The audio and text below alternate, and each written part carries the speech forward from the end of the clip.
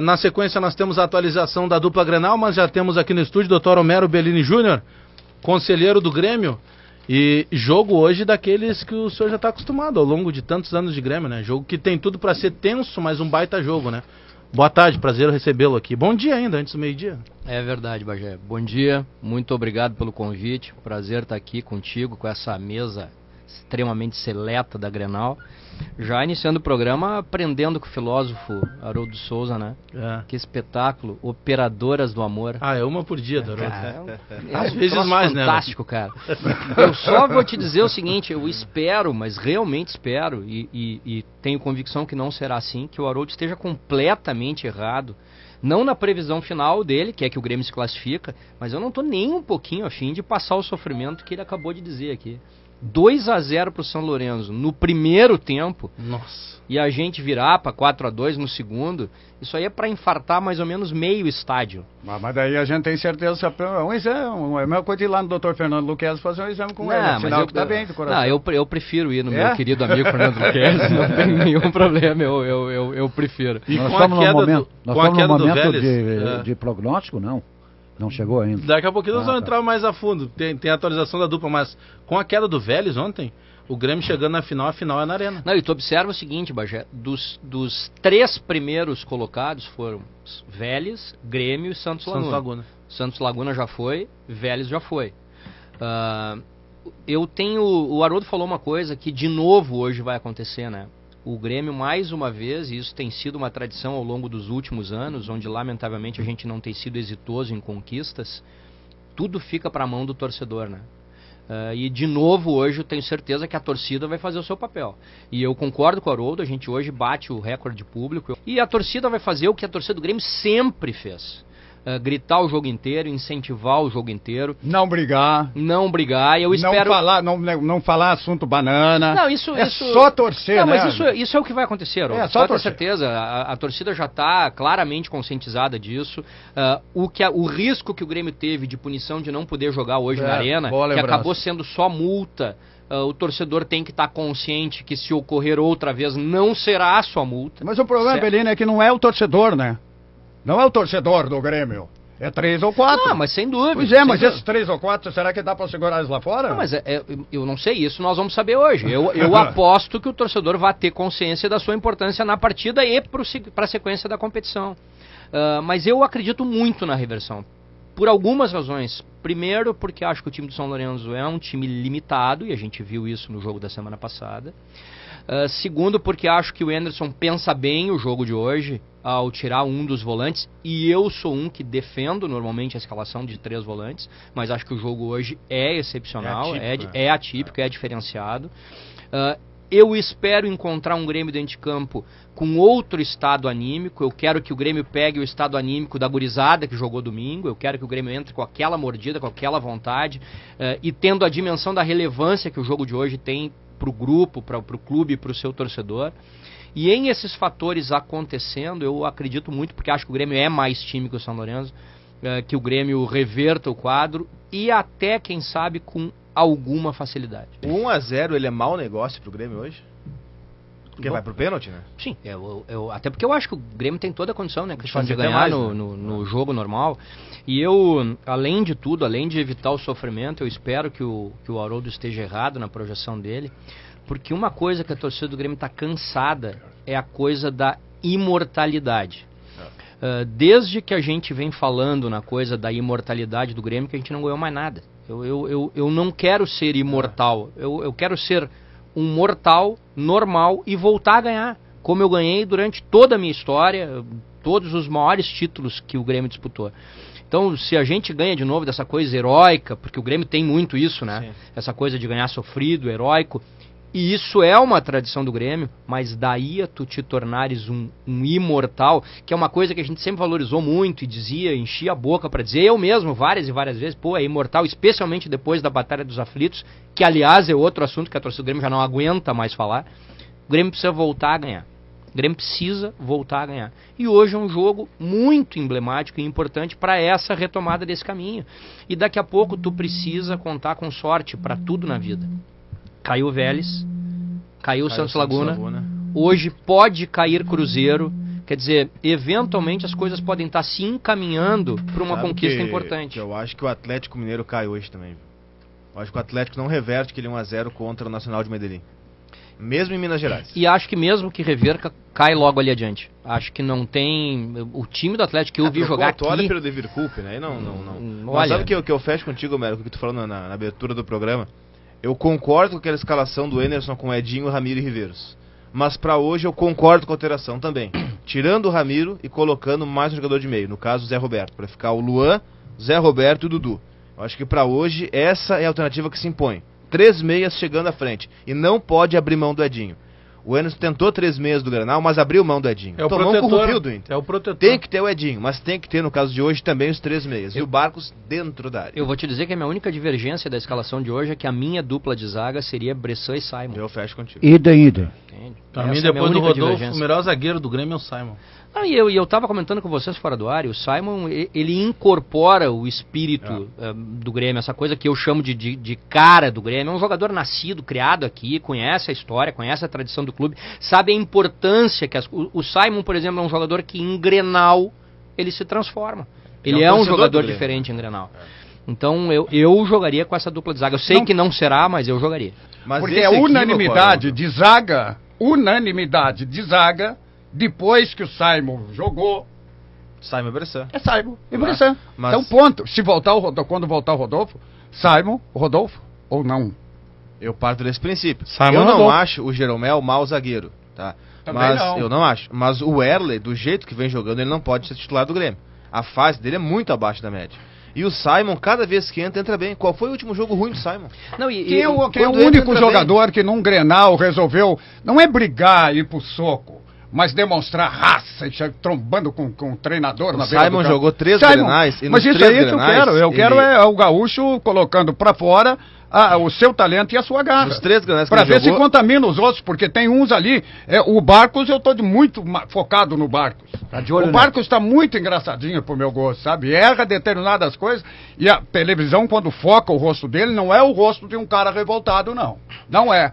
De um cara que tá fulo. Não é. Sabe, Haroldo, que como eu não vivo o vestiário, eu não sei, às vezes há algumas circunstâncias que a gente desconhece, mas o que me causa estranheza é que os zagueiros todos receberam oportunidade. O Simon não recebe oportunidade. Ele recebeu agora. E foi bem. Mas jogar no time titular, e olha que nós já tivemos alterações, saídas dos jogadores, o Simon não recebe oportunidade. E eu vou te dizer que o próprio Bressan é um jogador que me agrada. Claro que é um jogador que está longe de ter técnica apurada, mas é um zagueiro sério. E também foi sacado do time de uma maneira assim meio... entra o Erley, que começou bem, mas o Erley... até foi bem no jogo da semana passada, para ser bem justo, mas ele nos 2 Grenais, especialmente, ele foi muito mal. Eu acho que não existe, Bellini, a convicção do presidente Fábio Koff de que o Simon merece a titularidade. Porque, sendo profundo conhecedor do futebol, se o Koff tivesse a certeza de que o Simon é o melhor zagueiro do Grêmio, conhecendo o personagem, o Koff, o presidente Fábio Koff, já teria...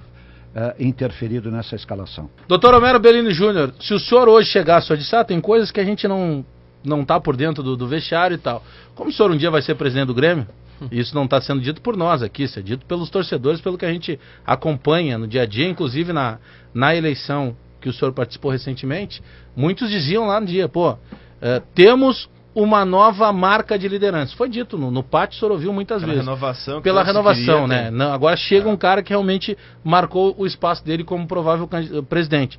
Se o senhor entrasse no vestiário hoje, qual seria o seu tom de discurso para esse jogo, envolvendo tudo que envolve? Nós teremos, já está chovendo, a previsão marca chuvas mais fortes durante o dia, então tem toda essa situação da chuva, o estádio vai estar cheio, o Grêmio tem que fazer um resultado, tem do outro lado um time que, independentemente de ser argentino ou não, vai usar de catimba, tem um bom árbitro, que é o Roberto Silveira, uruguaio, mas qual seria o seu tom de discurso? O senhor falaria muito, falaria pouco? Como é que reage um vestiário num momento desse? Bom, mas já tu sabe que há algumas dificuldades nisso, né? Primeiro, assim, eu nunca fui um homem de vestiário. Eu nunca vivi vestiário. As vezes em que eu participei de direções, foi sempre na área do jurídico. Então, o meu relacionamento com atletas e mesmo com treinadores era quando de julgamentos deles em processos disciplinares, onde eu conversava, por vezes viajava com eles, sempre tive um relacionamento ótimo, mas aquela coisa do viver o vestiário, do relacionamento com o boleiro, de ver como é que é. As pessoas dizem, o vestiário tem dentes. Então, eu não tenho essa Faz leitura um curso urgente.